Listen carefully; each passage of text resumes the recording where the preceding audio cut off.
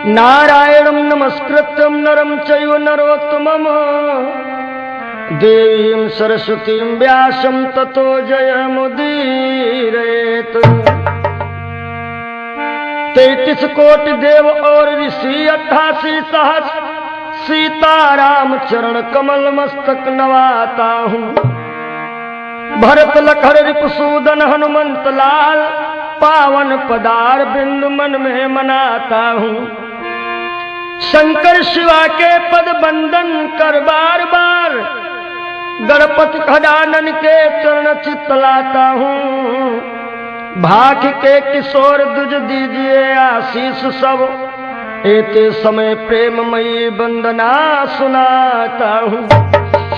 श्रोताओं, हम ये रहस्यमयी चर्चा आप लोगों के समक्ष रख रहा हूँ।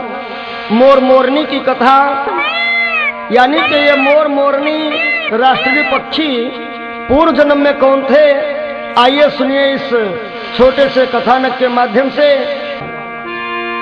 प्रथम सुमिर गुरुदेव को धर गणपति का ध्यान, मोर मोरनी की कथा का करता मैं गान। धर्मध्वज का पुत्र था गुड़ी और बलवान, नई उम्र थी लाल की धर्मवीर था नाम।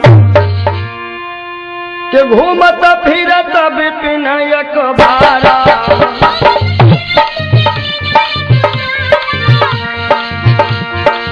घूमत फिरत विपिन एक बारा। ये धर्मवीर नाम का लड़का जो है एक बार एक विपिन में घूमने के लिए जाता है, जहां पर एक माता रानी का विशाल मंदिर बना हुआ है और उस मंदिर के सामने एक बड़ी सुंदर कन्या बैठी है, माता रानी का गुणगान कर रही है। आज धर्मवीर ने जब उस लड़की को देखा तो धर्मवीर का मन जो है उस लड़की की तरफ खिंच जाता है। होता क्या है, घूमत फिरत विपिन एक बारा,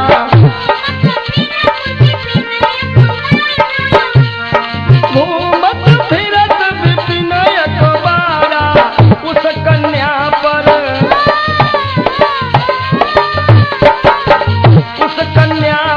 दृष्टि डारा।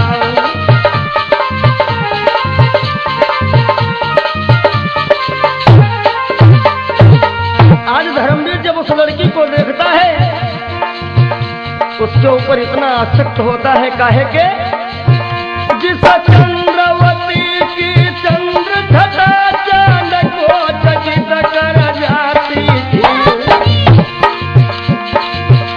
जिस चंद्रवती की चंद्र घटा चांद को चकित कर जाती थी, मानो मुख की उजली शोभा विजली का मान घटाती थी।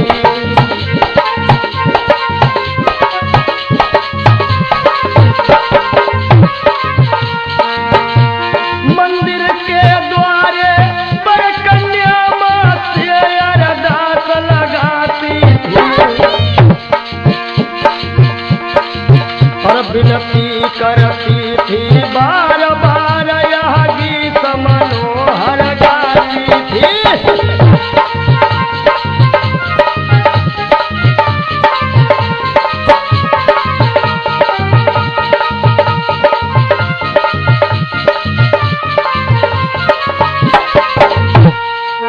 आज वो लड़की माता रानी के भवन में बैठी हुई मैया रानी से अरदास कर रही है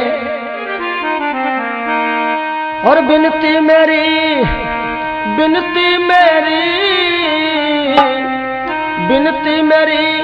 स्वीकार करो अम्बे मैया, अम्बे माँ मेरी माँ शेरा वाली, भर दे झोली खाली मेरी माँ शेरा वाली।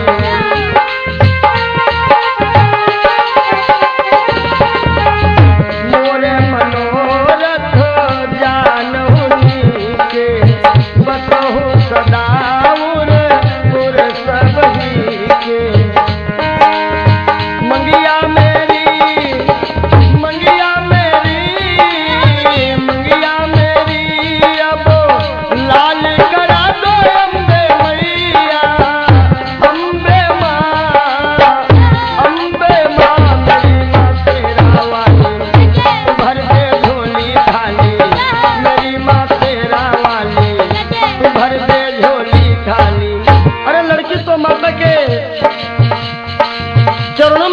मन को लगाए ध्यान कर रही है। देखिए ईश्वर की लीला कैसी होती है। ईश्वर ने यह खेल रचाया,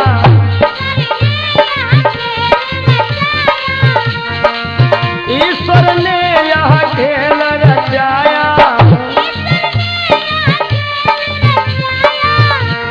भैया राम जी, ईश्वर ने ये खेल रचाया, लड़के का मन,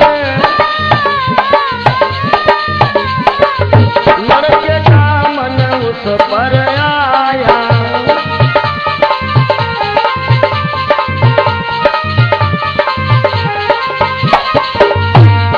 हालांकि लड़का तो अनजान है, कोई परिचय नहीं है लड़की से, लेकिन आज उस लड़की से इस लड़के को इतना प्रेम हो गया है। और भैया प्रेम की बात तो आप लोग जानते ही हैं। प्रेम की बात जमाने से निराली देखी, प्रेम से प्रेम की फलती हुई डाली देखी। प्रेम ही पैर की दीवार बना देता है,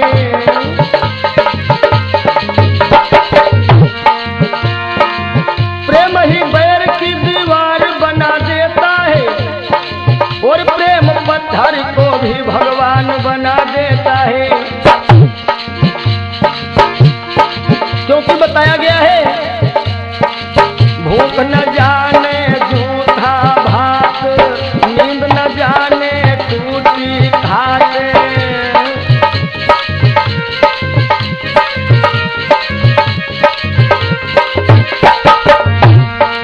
भूख न जाने जूठा भात, और नींद न जाने टूटी घाट। प्रेम न जाने जात कुजात,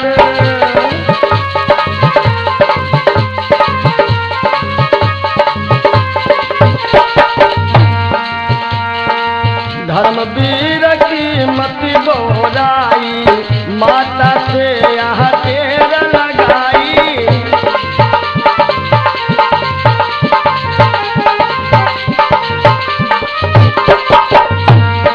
आज धर्मवीर बोरा जाता है, उसके ऊपर इसका भूत सवार होता है, और होश को भुला करके जोश में माता रानी से कहता है, कसम खाता है, हे मैया, मेरी एक विनती स्वीकार करो। यदि तुम में कोई शक्ति है तो मेरा उस कन्या से विवाह करा दो। मैं कसम खाता हूं, जिस दिन अपने इन हाथों से उस कन्या की मांग में सिंदूर भर दूंगा, तो उसी दिन मैं अपने शीश को तुम्हारे चरणों में चढ़ा दूंगा। जिस दिन अपने कर से इसके सर में सिंदूर लगा देंगे, हे मेरी मैया, जिस दिन अपने कर से इसके सर में सिंदूर लगा देंगे, तो उसी रोज तेरे दर पे हम अपना शीश चढ़ा देंगे।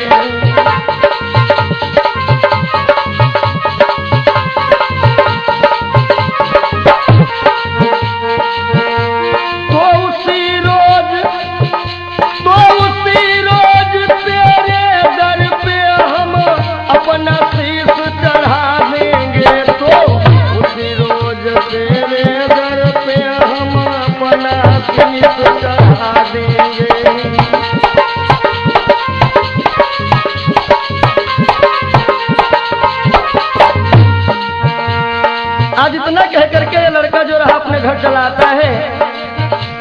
और मित्रों याद रखें कि 24 घंटे में एक बार सरस्वती सबकी जबान पर आती है, यानी कि इससे ये हम आप लोगों को ज्ञान मिलता है कि जब भी बोले थोड़ा सोच विचार करके बोलें। आज धर्मवीर अपने बाप के सामने आया और बेहाल बैठा हुआ है। धर्मध्वज कह रहा, बेटा धर्मवीर बड़ा उदास बैठे हो, बात क्या है? धर्मवीर रोने लगा, पिताश्री मैं विवाह करूंगा तो उसी लड़की के साथ में करूंगा, नहीं तो मैं आत्महत्या कर लूंगा। आज धर्मवीर का पिता धर्मध्वज बड़ा बेचैन होता है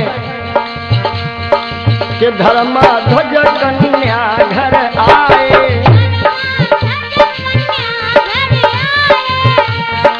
धर्मध्वज कन्या घर आए। जय भैया, धर्मध्वज कन्या घर आए, लगन शोधे, लगन शोधे शादी करवाए।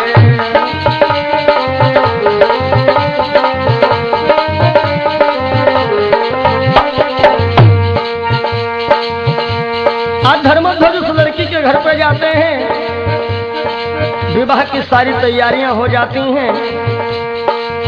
बड़ा धूमधाम के साथ में धर्मध्वज और उस लड़की के बाप ने परस्पर सीने से सीना लगा करके समधि संबंधी वाला पूरा रूप अपनाते हैं। आज विधि विधान के साथ में इस लड़की का विवाह संपन्न होता है।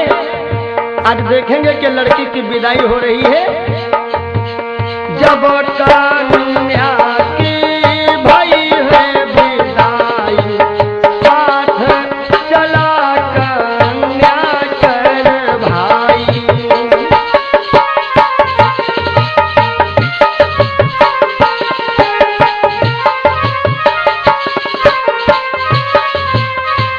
आज ये लड़की की विदाई हुई, लड़की का भाई भी साथ में चलने लगा।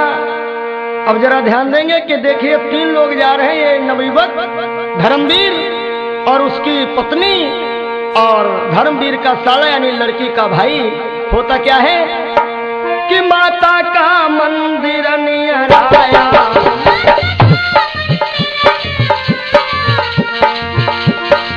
माता का मंदिर नियर आया और धर्मवीर नहीं शीश झुकाया।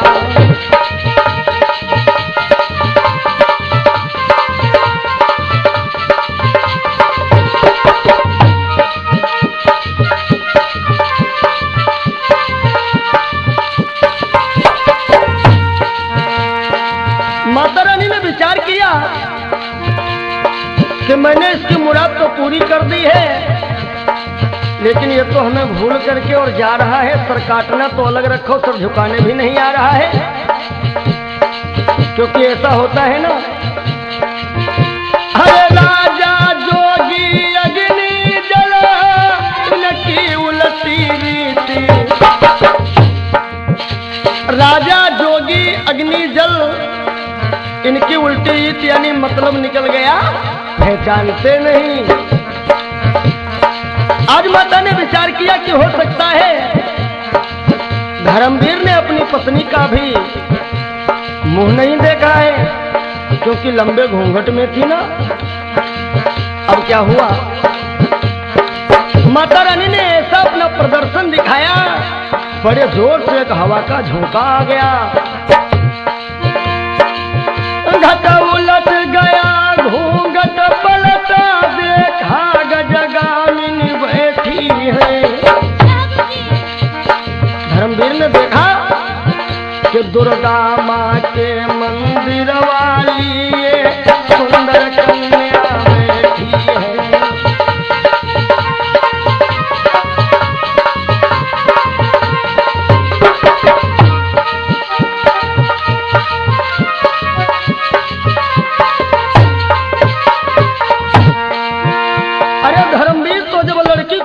उधर उस मंदिर को देखा, विचार करता है ये वही मंदिर है और ये वही लड़की है। धर्मवीर अपने साले से कहता है कि तुम अपनी बहना के पास में बाहर ही बैठो और हम थोड़ा मंदिर को जाते हैं। धर्मवीर मन में घबराया, भैया राम जी, धर्मवीर मन में घबराया,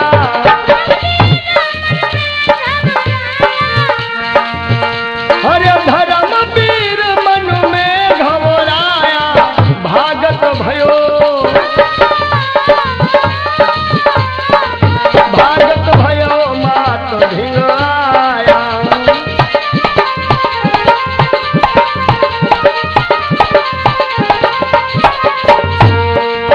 आज धर्मवीर माता के सानिध्य में आया और कहने लगा, मैया भाई ये शादी विवाह तो किस्मती खेल है और हमारी किस्मत में वो लड़की थी तो हमें मिल गई, अब मैं शीश तो चढ़ाऊंगा नहीं।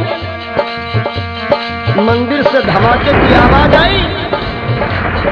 माता रानी कहती है, धर्मवीर याद रख, यदि तू मेरा खप्पन नहीं भरेगा तो तेरा सारा परिवार में नष्ट करके रखूंगी। हाय हाय, धर्मवीर इतना घबरा गया तो झट शीश काट कर धर्मवीर माता के चरण में चढ़ा दिया। झट शीश काट कर धर्मवीर माता के चरण में चढ़ा दिया और मानो सच्चे मन से उसने माता में मन को लगा लिया।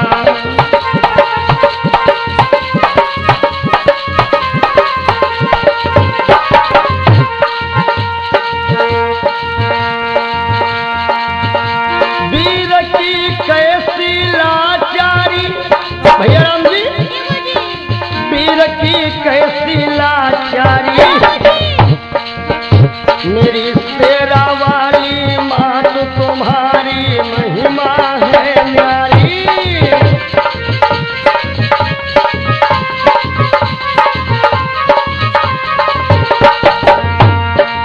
महिमा है न्यारी कि मैया महिमा है न्यारी, मेरी मेहरा वाली मात तुम्हारी महिमा है न्यारी।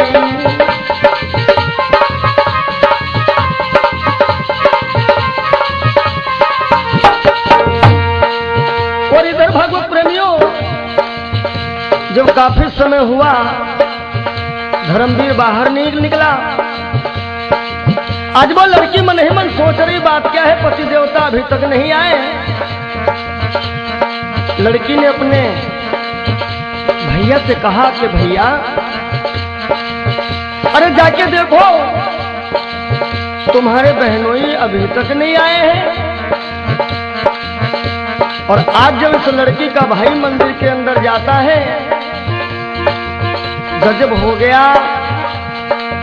तब कन्या ने भाई भेजा, देख खून फट गया कलेजा।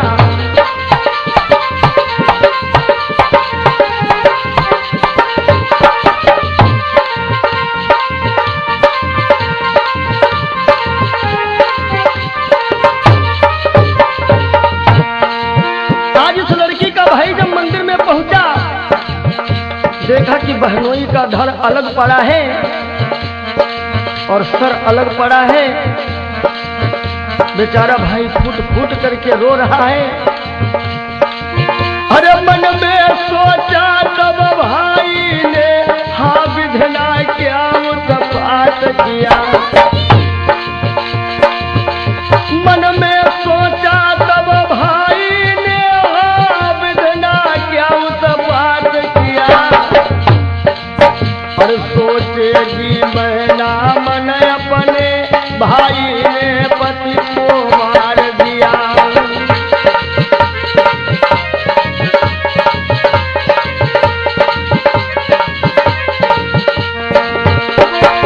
आज विचार करने लगा ये धर्मवीर का साला कि यदि मंदिर के बाहर मैं निकल रहा हूं तो बहना कहेगी कि तुमने ही अपने बहनोई का कत्ल कर दिया है। इसलिए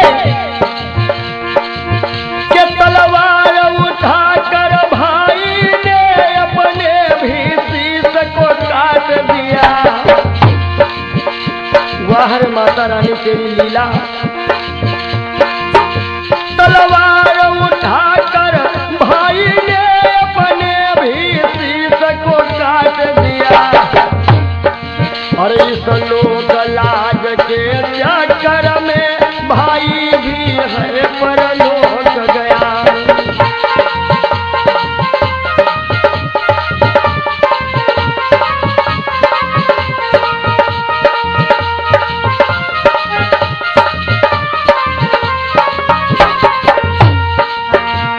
जब भैया भी मर जाता है, लड़की ने देखा कि मंदिर के बाहर खून की बड़ी विकराल धार निकली। हाय हाय, लड़की घबराई और दौड़ती ही माँ के मंदिर में पहुंची, जहां पर 2 लाशें पड़ी हुई हैं। दोनों लाशों को देख करके कन्या फूट फूट करके विलाप कर रही है, रो रही कि हे मेरी मैया। माँ, हमने प्रत्येक नवरात्र आपका व्रत किया, पूजन किया और आपने उसका फल हमको ये दिया। अरे आप तो सतियों के सत को संवारती हो, लेकिन हमें आज पता चला कि आप सतियों के सत को बिगाड़ती भी हो। अरे मेरी मैया सुनो। और जहि दिन होत सुहागन नारी,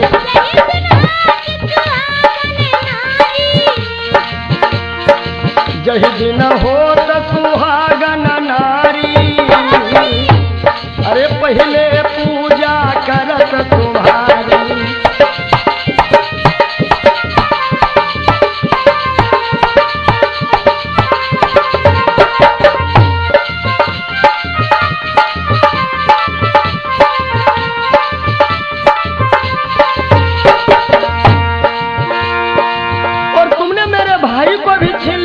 पति को भी छीन लिया। मैया, बिना पति के मेरा जीवन जीना तो बार बार धिक्कार है, क्योंकि एक पत्नी के लिए पति क्या है सुनिए जरा। अरे पति तन मन धन पति श्रृंगारा, भैया राम जी, पति तन मन धन पति श्रृंगारा, पति पत्नी जीवन आधारा,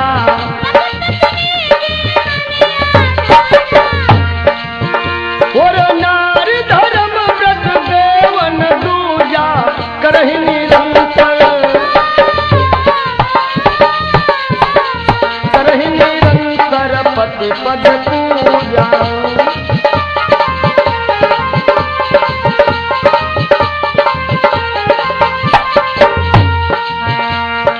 पति बिन सोनी मांग पुत्र बिन घर है सोना, अरे पति बिन सोनी मांग पुत्र बिना घर है सोना, दो मुक्ति के द्वार दो बिन दुख है दूना।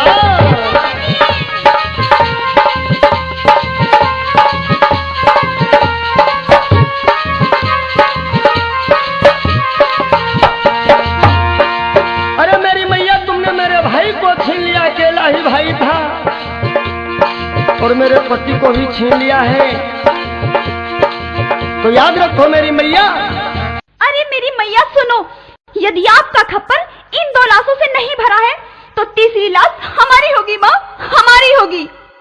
अरे कन्या कर में खड्ग उठाई,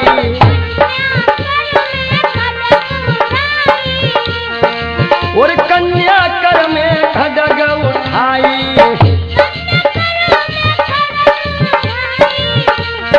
भैया राम जी, कन्या कर में खड्ग उठाई, मंदिर से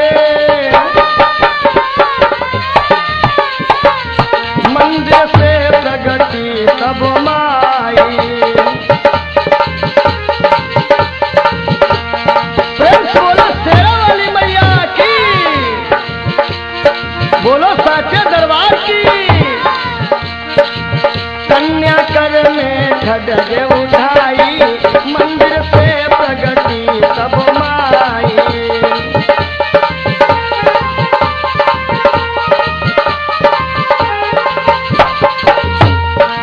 आज माता रानी प्रकट हो गई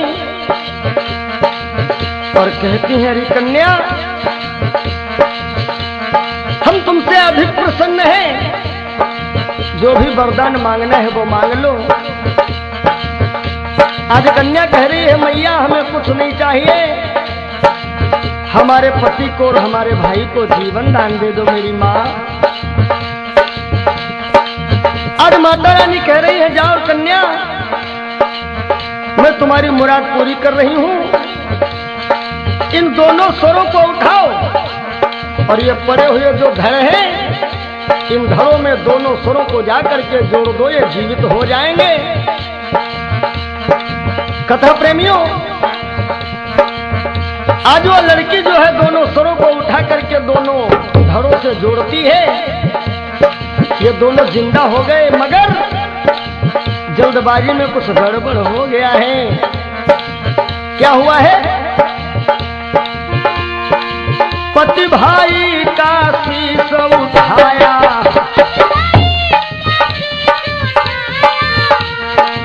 पति भाई का शीश उठाया, धड़ों से जाकर जब ही मिलाया।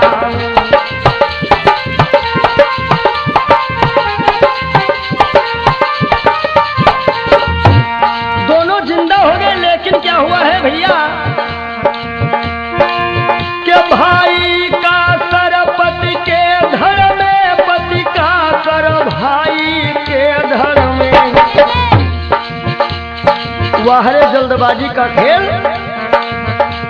अपने भाई का सर पति के शरीर में लगा दिया और पति का सर भाई के शरीर में लगा दिया।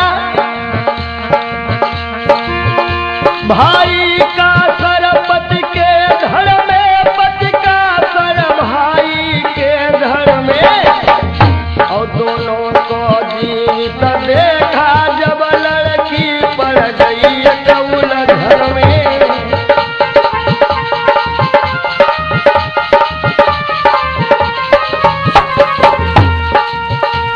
अब जब ये दोनों जिंदा हो गए, लड़की तो उलझन में पड़ गई, दो में से किसके साथ में जाऊं जो कि सती भी हो सकूं और पुत्रवती भी हो सकूं, कि किसके साथ आज मैं जाऊं।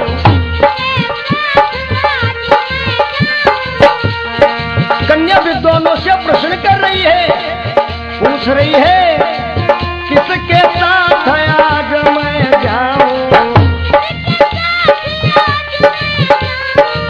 किसके साथ आज मैं जाऊं, होकर सती पुत्र मैं पाऊं।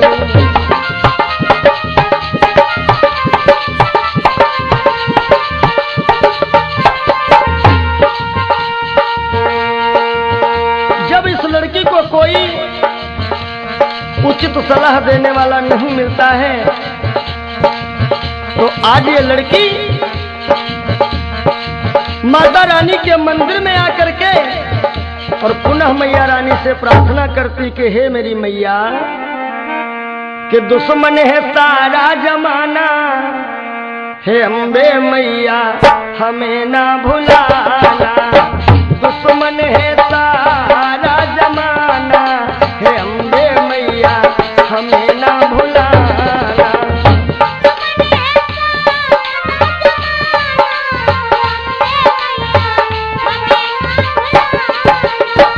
हमें ना भुलाना मैया, हमें ना भुलाना, हमें ना भुलाना मैया, हमें ना भुलाना। और मुझको तुम, मुझको अब दरस दिखाना, हे अम्बे मैया हमें ना भुलाना।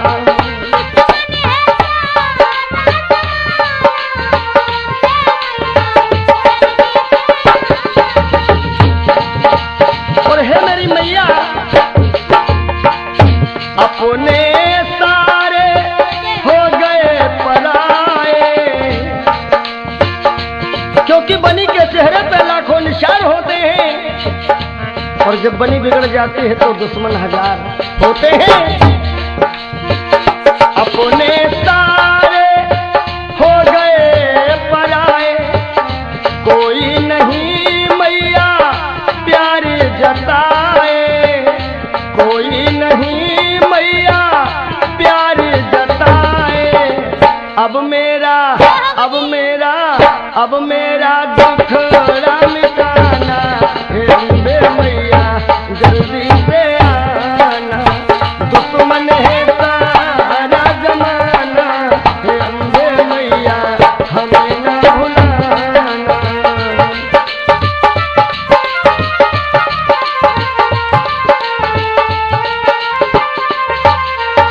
आज माता रानी इस प्रकार उस लड़की की विनती को जब सुनती हैं, आज प्रसन्न हो गई और माता रानी बड़ा सुंदर सा रास्ता दिखाया है। कैसे कि तब माता ने राह दिखाई,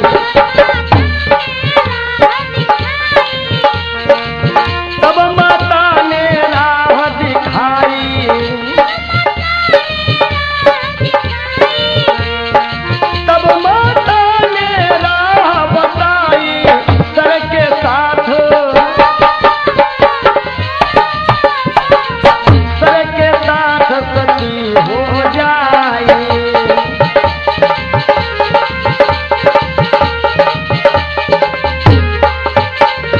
लड़की कह रही है कि हे मैया, ये बात तो आपकी सत्य है। देखिए, ये नियम होता है, कोई भी नारी अपने पति के सर के साथ में सती होती है, क्योंकि सर की जो होती है ना, वो पहचान होती है। लड़की कह रही मैया, सर तो पति का है, सती तो हो जाऊंगी, लेकिन शरीर तो भाई का है, मैं पुत्रवती कैसे बनूंगी? माता रानी ने कहा, पुत्रवती तू बनेगी भोग से नहीं बल्कि योग से, यानी कि शरीर से शरीर का बिना संपर्क किए हुए ही तो मां बन जाएगी। और अगले जन्म पुत्र तुम पाओ,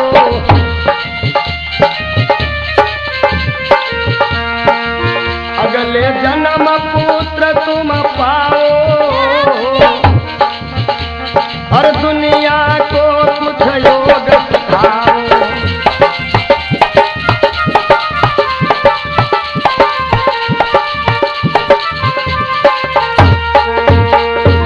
अगले जन्म में तुम माता बनोगी।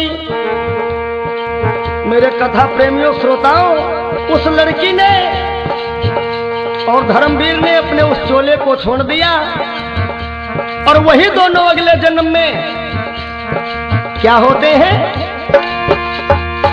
कि माता दुर्गा की कृपा से चितचोर हो गए। माता दुर्गा की कृपा से और चितचोर हो गए। अगले जन्म में मोर नियर मोर हो गए।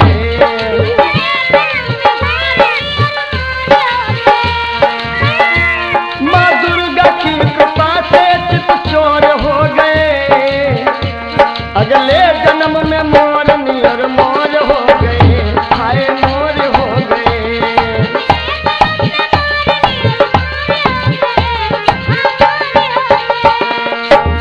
देखिए, जो मोर मोरनी है,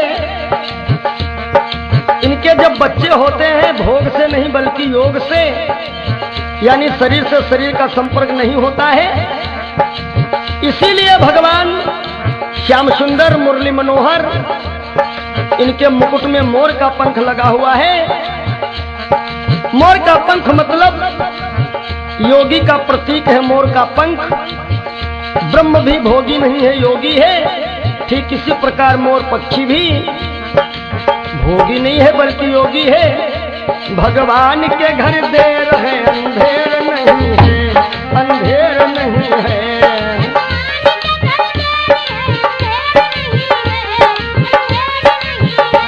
अंधेर नहीं है, अंधेर नहीं है, अंधेर नहीं है, अंधेर नहीं है। अगले जन्म